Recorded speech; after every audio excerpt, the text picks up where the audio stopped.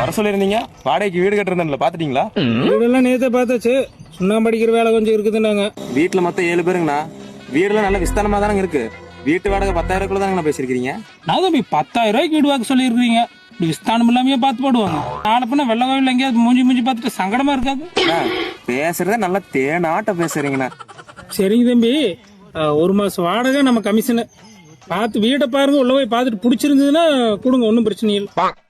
வெள்ள கோயிலுக்குள்ள உங்களை நம்ப வேற யார் நம்புறது? ஜிபே நம்பர் சொல்லுங்க, ஜிபே பண்ணி விடுறோம். தம்பி ஒருத்தனுக்கு காசெல்லாம் ஜோப்ல வச்சுக்கிறது இல்லையா தம்பி?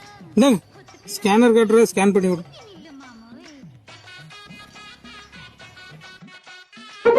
அனுப்பிவிட்டாங்கண்ணா. வீடு பார்க்க போலாங்களா?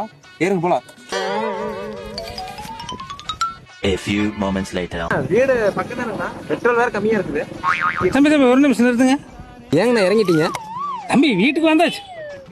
இங்கங்கண்ணா வீடு இருக்குது. பங்களா மாதிரி அங்க இருக்குது ஒரு வீடு.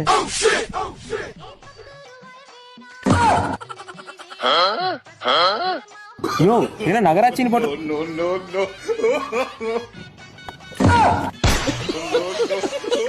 வீடு பக்கத்துலண்ணா, பெட்ரோல் வேற கம்மியா இருக்குது. பெட்ரோலும் இல்லையா? கிழிச்சுட்டிங்க வாங்க.